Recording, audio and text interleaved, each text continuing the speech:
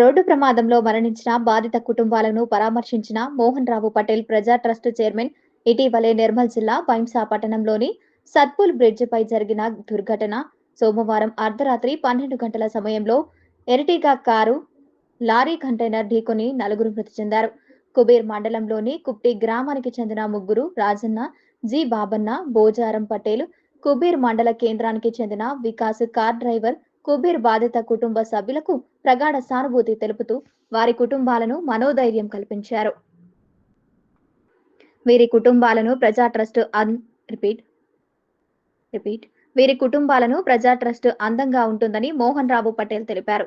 ఈ కార్యక్రమంలో పాపిన్వారు మనోజు, టి అను, సంజు పాటిల్, సర్పంచ్ కుప్టి గ్రామస్తులు, యువకులు, కుబేరు గ్రామ సర్పంచ్ కందూరు సాయినాథ్, మాజీ సర్పంచ్ విజయ్, పుప్పాల లింగం తదితరులు పాల్గొనడం జరిగింది. అదేవిధంగా కుబేరు మండలంలోని సంగ్వి గ్రామానికి చెందిన మాజీ సర్పంచ్ భూమన్న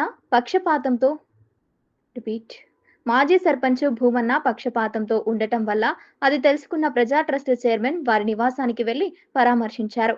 ఆరోగ్యం గురించి అడిగి తెలుసుకున్నారు.